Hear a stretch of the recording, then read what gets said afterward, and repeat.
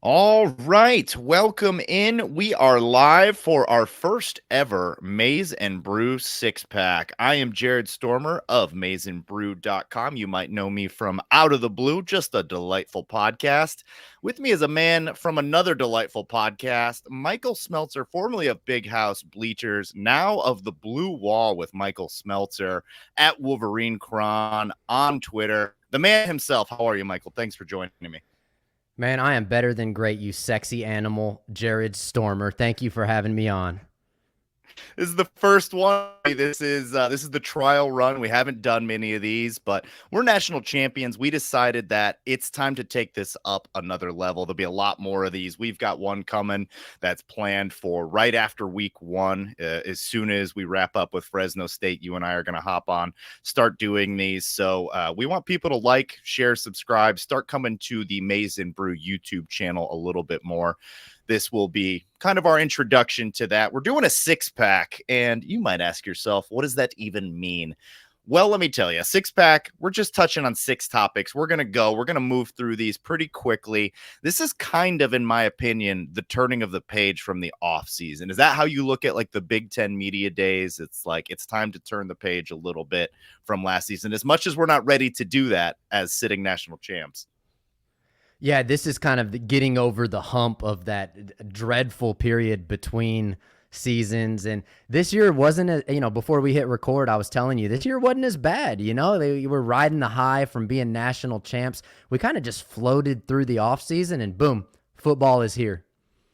Oh, yeah. I was just whimsically walking through a field, plucking flowers off of trees. You couldn't hurt me this entire summer as we are national champions. And look, we still got that for a little while, but it is becoming time to turn the page a little bit. It's Big Ten Media Day, so we will touch on that. Let's start there with the first of the six pack.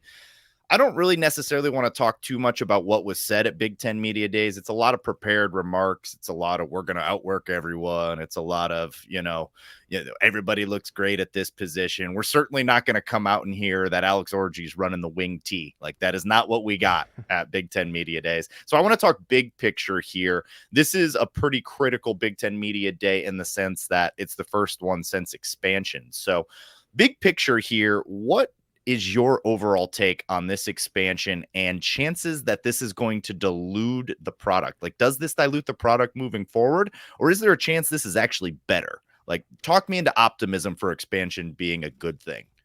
Well, I was feeling good, Jared. We got these four athletically and scholastically historical programs heading into the Big Ten. I was feeling optimistic. Like, maybe these guys can hang with the quality that we have in the Big Ten. And then I heard Deshaun Foster, head UCLA coach, get up there and fumble through his introductory presser. I mean, this guy sounded like Joe Biden trying to explain string theory to us, man. It was not a pretty sight. But joking aside, I mean, UCLA, USC, Oregon, Washington, those are pretty good programs to add. I'm excited about conference realignment. I think having it come with the 12-team playoff, having Michigan win the national championship of like the old structure, it's kind of poetic, and I'm just ready for a new day in college football. We got NIL, we got conference realignment. I'm all for it. I'm excited for it.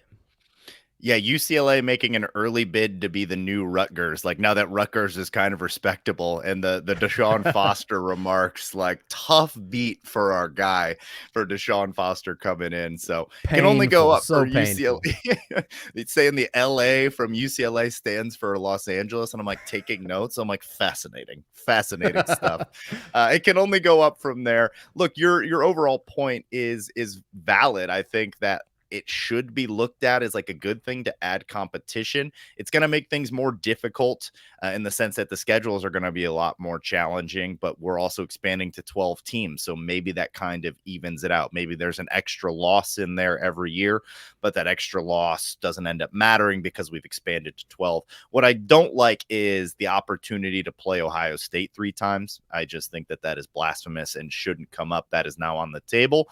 It probably will happen if, the world is allowed to exist for another couple hundred years. The laws of luck tell us something like that could come up. So I'm not huge on that. But aside from that, yeah, man, like it's great. I mean, now we have Michigan, Oregon, Michigan, Washington, Michigan, USC games like this to look forward to every year. So I'm willing to be open minded about it. So there's already discussions now about Florida State joining a league. Would Clemson join? Is there more expansion on the horizon? I think those are kind of the questions moving forward. The most beautiful part is just the disintegration of the Big Ten West. I mean, we were all just sick of the Big Ten West. Watching Iowa compete for a conference championship every single year is just, I mean, just disgusting. And so, from my perspective, that's the best element of this whole thing, is that they did what they should have done from the beginning, is threw all the teams in a bucket and said, you know what? The top 2 teams are going to play for it every year. It's the way it should be. Number 2 on the six pack, and this is my favorite of the six pack, much like the second beer of a six pack really hits the best. Kirk Campbell and Sharon Moore with ringing endorsements of the quarterback play, and Alex Orji in particular. So as time goes on, the more and more I'm starting to open my heart to an Alex Orji led offense. If you listen to Out of the Blue, I have not necessarily been the biggest proponent of that. I think we need to push the ball a little bit further downfield. So the question that I wanted to pose is, how much downfield passing is enough? And I've got a couple player comps here. I know that you had some as well. Can we put a number to what we need to hit in order to be successful? And successful being make it back into the college playoff. I'll go ahead and set the bar at getting into the 12. Yeah, are you saying 12 touchdowns? Is that what you're No, getting into the top 12 teams, into the college football playoff. Like, Oh, if that's what we're considering success, what kind of a season does Alex Orji need to have, with obviously like a monumentally impressive defense, one of the best defenses ever to take the field at Michigan? well, I'm starting to feel like, listen, if you're going to be the QB1 at a school like Michigan, defending national champ, that's going to have one of the toughest schedules in the country, play some of the top defenses in the country, is it realistic to think that you can run gadget plays and screen passes and quarterback runs and Donovan Edwards runs all the way to a 11-1 record? Probably not. If you're going to be the quarterback at Michigan, I think you got to get the ball downfield. Now, the question is how much downfield, how often, and how accurate. And I loved your Braxton Miller kind of, you were looking at like the bar of like, okay, his style of play. You know, I came across another player comp that's interesting, and take a ride with me for a second, because you're going to scream at me when I first say this name. But when you let it settle in, it kind of makes sense here. So a man by the name of Tim Tebow won a Heisman with the Florida Gators years ago, right? And Tim Tebow was an interesting guy. He could throw the ball. I wouldn't say he was the most accurate downfield passer. He had some arm strength and he could hit some targets. No. He was about 6'3", about 230, 240 pounds. He relied heavily on speedy receivers like Percy Harvin, yards after catch. And so you start looking at, he had the broad shoulders, he was kind of built. He was freakishly athletic. You look at a guy like Alex Orji. Now, am I saying he's going to win the Heisman and do what Tim Tebow did? Of course, I'm not saying that, but there's some similarities in game style and the way he might be able to win at Michigan. You got Samaj Morgan and Tyler Morris and Freddie Moore. That's kind of the Percy Harvin type. Tim Tebow had Aaron Hernandez. We got Colston Loveland, maybe Marlon Klein in there. And you start to look at, okay, 6'3", 230, 240 pounds. This guy might be able to play like that. He might be able to pass for 18 or 19 touchdowns and run for 900 yards and get in the end zone 10 or 12 times. You know, that could be a winning recipe. Very interesting comp, both 6'3", 236 as listed. So I want to look at one particular stat here, yards per attempt. Obviously, Tim Tebow put up insane numbers. I mean, with the 32 touchdown passing season to 6 interceptions in 07, one of his Heisman years, also ran for 900 yards that year. But he was in those seasons as a freshman, 10.8 yards per attempt. His 2007 season, the Heisman season, 9.4, 9.2, 9.2 yards per attempt. That is actually pretty solid. I mean, compare that with some of the running quarterbacks that we've seen recently. I'm not a huge fan of the Tim Tebow comp because you're basically choosing the absolute best outcome of anyone that's ever been a primarily running quarterback with great help around him. You mentioned Percy Harvin in there. So I went with Braxton Miller. Braxton Miller, another guy that you look at, not necessarily known as a deep ball guy or a guy that's going to put the ball into tight windows. How about Braxton Miller in 2012 and 2013? Both years he went for over 2,000 yards. Nothing crazy. Had the 24 touchdowns in 2013, but he was at 8.2 yards per attempt. That's not a huge number. And honestly, like there's been some really not great quarterbacks that are just around that at 8.2 yards. You look at 8.2 and you think, okay, that's a middle of the road quarterback, but that worked for that Ohio State team. So I'm looking at Braxton Miller, and obviously Braxton Miller's rushing yards were incredible too. I've got Braxton Miller. So in 2013, 171 rushes for 1,068 yards and 12 touchdowns, but then threw for that 2,124. That would honestly be good enough. Those are monster numbers if Alex Orji can get anywhere from there. But with Braxton Miller at that, and then I was also looking Milrow that we very recently had eyes on.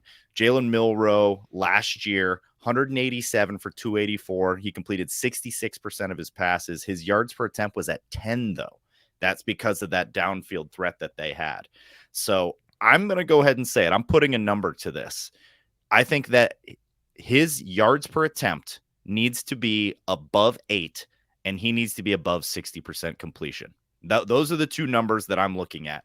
And like by week 3, by week 4, if he's our starter and I'm not seeing those numbers, I don't know that that's going to be good enough for just how challenging this schedule is. So, I mean, these are obviously arbitrary numbers, and we have a defense that can certainly make up for a lot. Like this is an otherworldly defense. That's for another podcast. But what do you think about those numbers? Putting him kind of in between the Braxton Miller, Jalen Milrow kind of mold.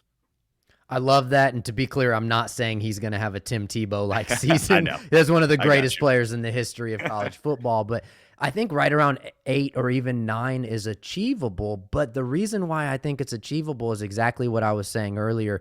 I can envision, I think about Tyler Morris in the Rose Bowl or some of these Samaj Morgan touchdowns that we've seen where it's like, I can see these little speedy receivers crossing routes 5 or 7 yards up the field, catching it and then burning, for 30, 40, 50 yards. And so whereas some quarterbacks, they might have a 50-yard touchdown that goes 40 yards in the air, I think Orji could have some 50-yard touchdowns that go 6 or 7 yards in the air. And that's something that we could see a lot of.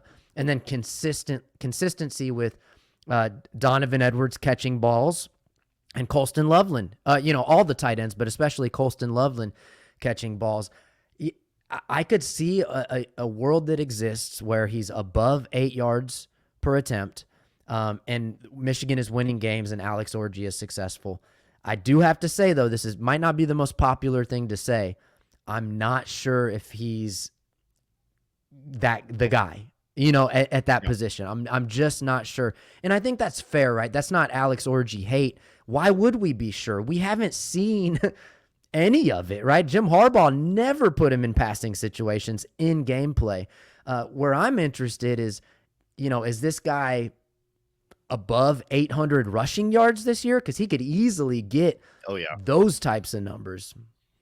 Yeah, I think those numbers will be way more achievable for him. The number that I'm looking at is that 60% completion rate. That's it. I just haven't seen enough to say that, like, with the schedule that we've got, that he's going to be able to dissect defenses. And you're going to have to get some big hitters in there in order to get that yards per attempt up. Does he have enough of those big plays in there? And I think that they will against some of the lesser competition, but Texas, Oregon, USC a little improved, definitely Ohio State.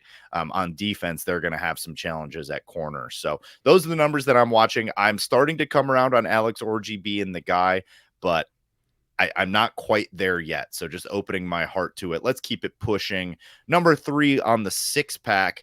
I'm starting to also open my heart to this. I've been a Giovanni El Hadi guy for years. Andy Bailey, my co-host, is the same way. I think it's time to open our hearts to Miles Hinton being the lead dog on this offensive line. And Gio was dealing with some stuff early on in the season. I haven't heard much as to his availability. Hopefully he can go because I still think he's going to be a dog. But it sounds like Miles Hinton might be the best player on this offensive line, which is great because he's projected to be a left tackle. So do you think that that's the hierarchy right now? Yeah, I see them both starting, and let me just share with you what I think is the starting lineup, and then we can get into hierarchy a little bit. So I think Greg Crippen is the center. I think El Hadi and Hinton hold down the left side at guard and tackle respectively. Then I think it's probably Andrew Gentry and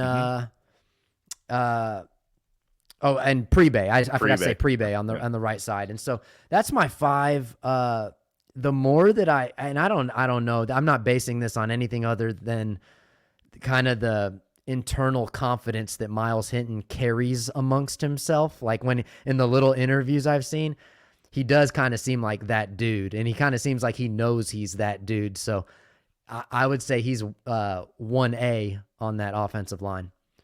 It certainly seems like it. And if you're going to have a best player, I mean, either center or left tackle, probably where I'd put him, one of those two positions. You can do a lot with that. I've liked him. My co-host Andy wasn't as big of a fan. I think that his pass pro is great.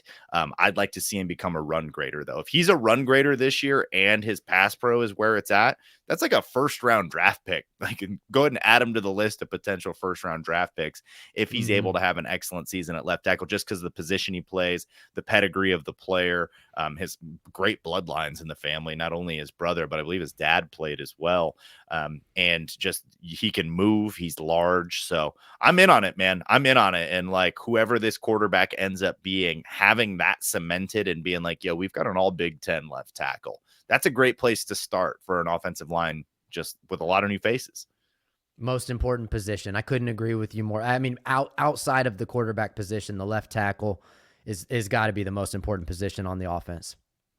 All right. For the two of you that are here, this was our first one. We knew numbers would be sparse. This is going to be a new thing, but like, share, subscribe. Let your friends know that we're doing these. These will become a little bit more commonplace, but we'll also release these afterwards. You can watch it later on. You don't have to be here as we go live. Number 3 in the 6-pack. The linebackers. Did a podcast on this the other week. We were rating the position groups as far as strength. Is linebacker low key the position that we should be the most worried about, in the sense that we're one injury away from really dire straits there? Like, we have a great top 2 with Barham and Houseman, but what do you feel about the depth post those two guys?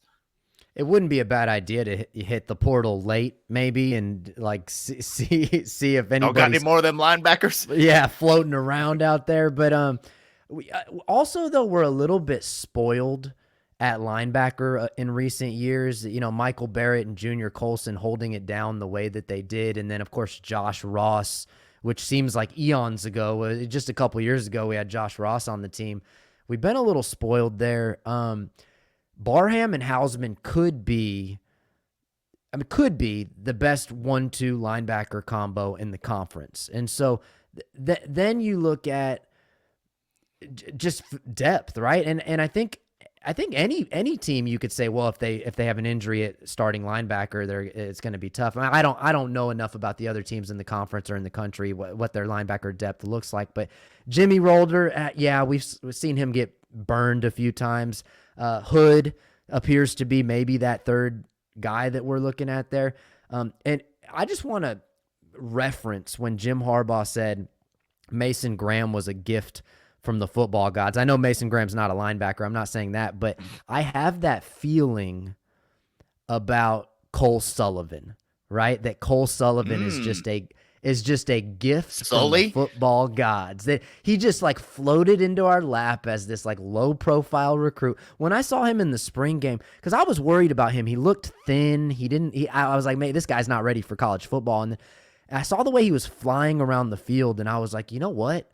You put 10 or 15 pounds on this kid, and he's up there. He's ready to go. So Cole Sullivan might be, waiting to make some plays for us.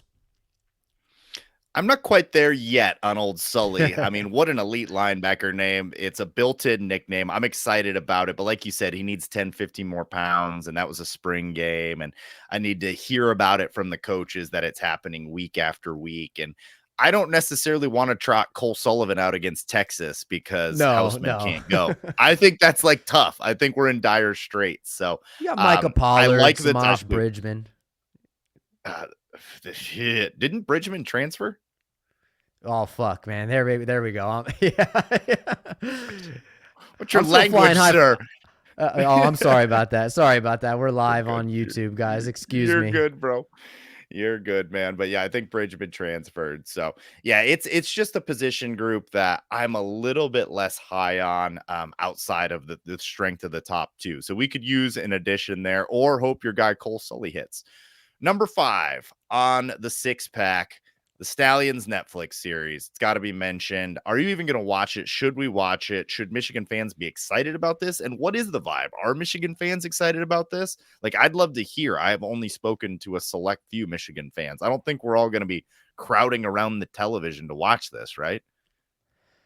I tell you what, I'm 100% going to watch this. Yeah, Uh, we have jobs to but do. but I mean, like, I have to watch this. Right. But am I excited about this? No. That was the last thing I No. wanted to see is a headline that says, that Connor Stallions tells all in a Netflix documentary. I mean, we haven't Still even been doing it, huh? handed a notice of allegations yet. You know what I mean? Like, please pump the brakes. Netflix moves much faster than the NCAA. I'm hoping. And Dave Portnoy actually alluded to the fact that perhaps this is a little bit of a Michigan propaganda style situation where it's like his side of the story, and we're kind of protecting the image of Michigan in this thing. So, but I don't know. Netflix knows what sells, and what sells is controversy. So I'm a little nervous about it. Yeah, I don't think there's going to be much in there. My guess would be it's just like you said, him telling his side of the story. Big nothing burger. I can't imagine that he comes out now and throws everybody under the bus.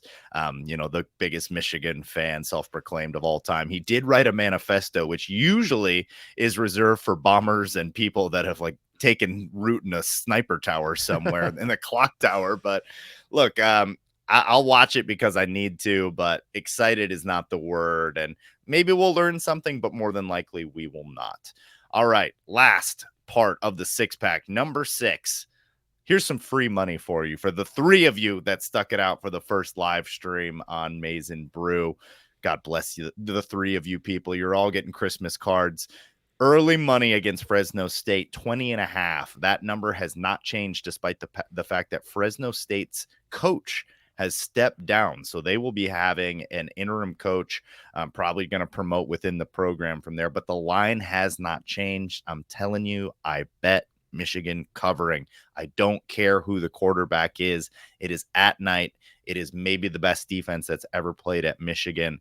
I think that is easy money. I think Michigan covers handedly. If it's Tuttle, if it's Warren, we'll probably see a couple of them. Fresno State is no slouch. They've turned over a lot. It's just too much of an ask. It is too much of an ask. So Michigan to cover week 1 against Fresno State. Book it. Yeah, I don't disagree with you, but I do think that it's fair for people betting in Vegas and all of that to consider the fact that Michigan did lose, 14 to the draft, 18 playmakers overall, head coach, defensive line coach, secondary I get it. coach, defensive court, and so you start stacking up all the things that have turned over. I think that's why the media is lower on Michigan, but those of us that know the culture of Michigan and what it looks like and what it feels like in there and the players that are coming up, I think I would feel a little bit better about that line being 21.5 than 20.5, just because Michigan's going to win by at least 3 touchdowns. Like, even if Michigan struggles through that game, Michigan's going to win by 3 touchdowns. And so I'm with you. I'm taking the over on that spread.